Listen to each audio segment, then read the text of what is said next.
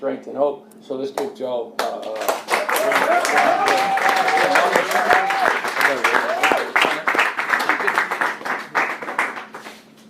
Thank you, everyone. My name is Joey, and I'm a very grateful recovered alcoholic. And it's only by the grace of God and how this program works that I'm alive today, and I'm very, very thankful.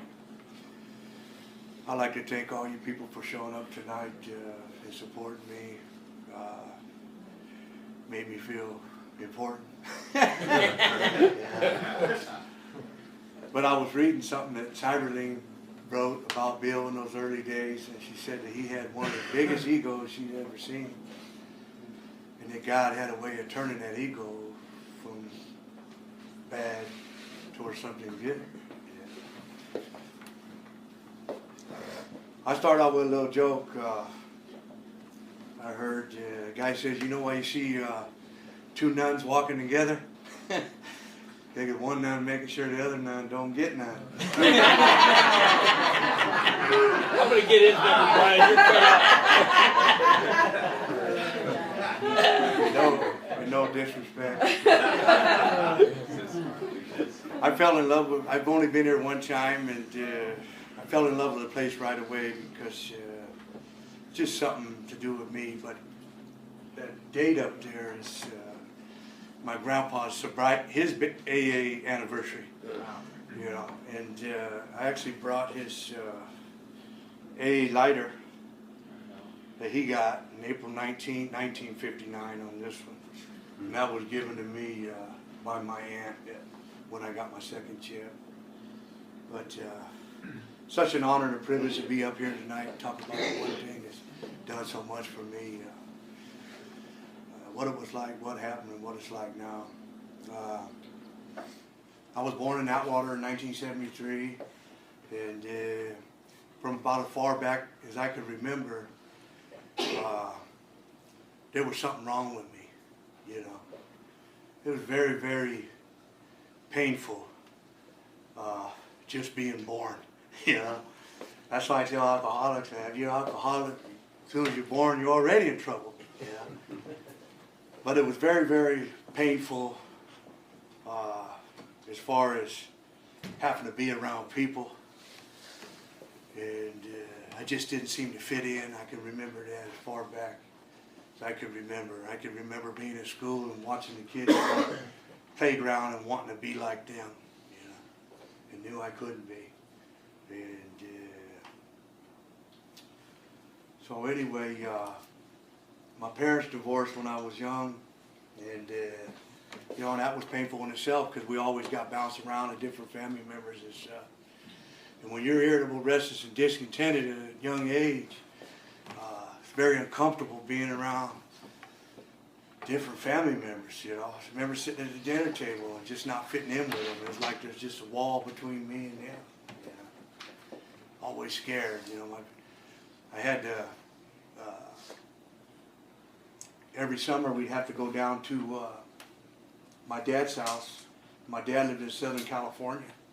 And my mom would put me on a Greyhound bus, you know, 10 years old. And hell, I'd have to go to LA and all that stuff, you know. Very, very, well, you're scared to death, frightened of everything, you know, very, very, very painful, yeah. But, so this one summer in 1989, I remember it like it was yesterday, it was late June. My father poured concrete, you know, and you went down there, you went to work, and we came in from the job, and I went in the house, and I went to get ready to go take down the hallway and take a shower, and the telephone rang, and I'll never forget it. He had my dad answered the phone, he had a look on his face like something wasn't right, you know, and I looked at him, and he looked at me, and he says, your grandpa died, you know. And me and my grandpa, that was like the one, this one up here, that was like the one guy that I can remember at a very young age that, you know, we shared that common bond, but I didn't know a thing about it, you know, back then. And we were just close, you know. And he picked me up to go fishing, and watch him just off to the side, chain smoking, in deep, deep thought, you know. And I so identified with that, you know, wanting to be, you know, he'd come to my Little League games, and he wouldn't sit in the stands, you know, he'd pull the car around and smoke cigarettes and watch me from out there, you know. I just so identified with that, you know, being in our own world, you know. It's not that we're loners, really. We're just real private people, yeah. And so we got the news that he passed, and I immediately went into crying and a deep depression. And my father didn't drink, you know, but he took me to, he said, let's go to town, you know, and I guess I'm crying and he wants to have a man talk with me, you know. And so we pulled into, I'll never forget it, there's a park there in Riverside, California. And on Magnolia Street, I remember it like it was yesterday. I remember who I was with, what time of day, about 5, 6 in the evening. We pulled in that park and he goes, go sit over there and I'm going to go across the street. And he went across the street to the liquor store. And I'm 16 years old at this time, by the way. And he came back with 2 of them 4-packs of Bartles and James wine coolers, yeah. And I guess he was thinking, you know, he was going to have a man-to-man talk with me about, you know, life and the birds and the bees, and this will cheer you up. You know, that's probably what he was thinking, yeah. And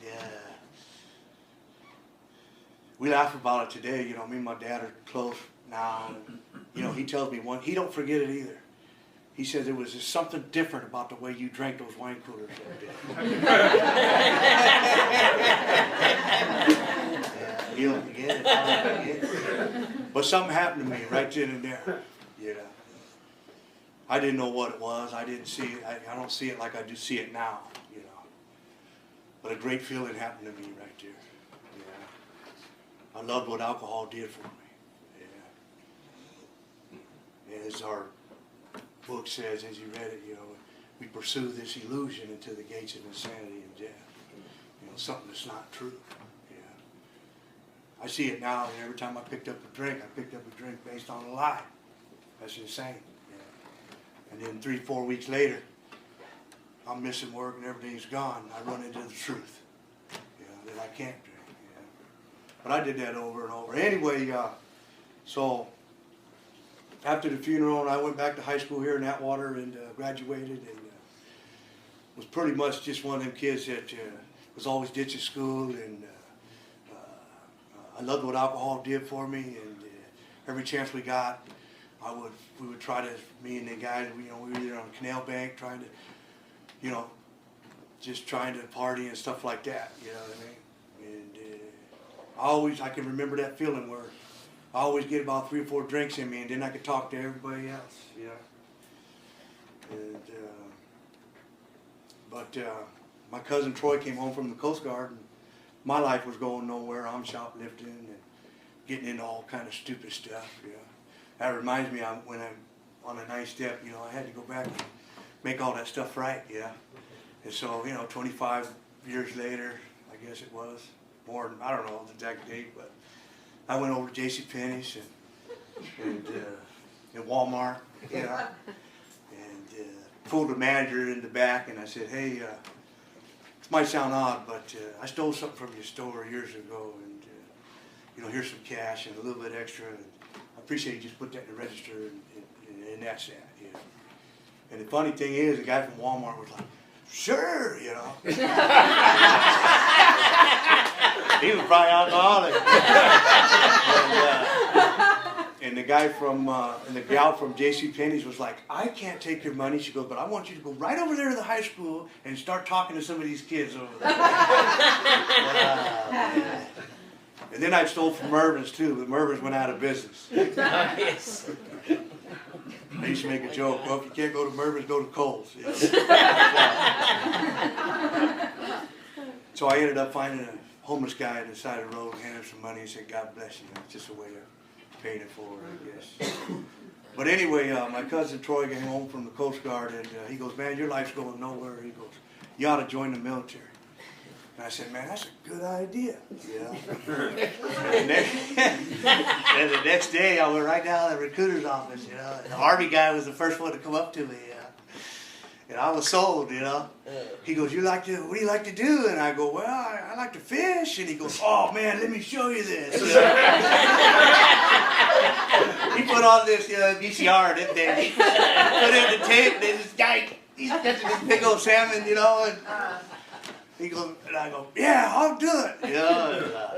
So I ended up in Fort Benning, Georgia. And golly, what a mess. As soon as I got there, I knew I made a mistake. But got through that, and really don't want to go into none of that, but you guys know the drill. And so I got out the Army and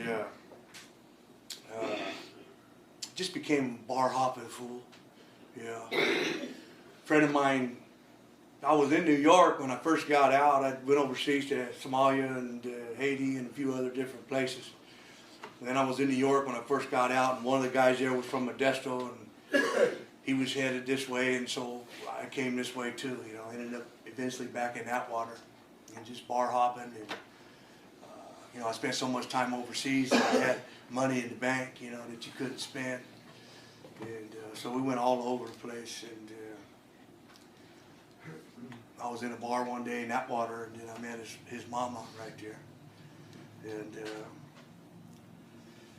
God bless her, she went through some hell, and but I was able to make that right. We got a good relationship today. We help each other out now. We get along better than we ever have.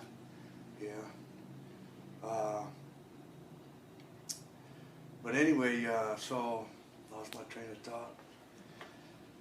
So anyway, the kids were born, and she decided it's time for us to get married, and she decided it's time for us to get married. I couldn't make a decision to do anything. I think that's why us alcoholics, the real hang-up is that third step. It's we can't make a decision to do anything, until we hurt. But so we got married and at the courthouse, walk in, and I had a softball game that night, so I didn't come home on my wedding night. But I'd moved in with her. But I didn't come home on my wedding night, I used to play in these beer tournaments, and we played a lot in Turlock down there in Livingston, and played these beer tournaments, we called them. And we just, stayed 2 or 3 days on the weekend and just drank, and play softball, But I was 22 years old at that time, a young man. But, so I didn't come home my wedding night, and I'm gonna tell a little story. I was on my way home, and, it used to take me 2 days to get from Livingston to Atwater. And I was on my way home, and drunk as hell, and the old freeway used to be able to go under like this, and I hit the curb and went off to the side, and I ended up hitting my head on the dash, and it was late at night, and the car behind me seen the whole thing, and they pulled over with me, and I'm down like this on the steering wheel, and I could just feel the blood coming down. When you get cut in the head, it looks worse than what it really is. I've had a few of them. But, so I got blood all dripping down like this, and I'm on the steering wheel, and the guy comes up to the window, and he looks at me, and he goes, "Oh my God, we got to get you to the hospital." And I said, "Man, you got to get me 7-Eleven."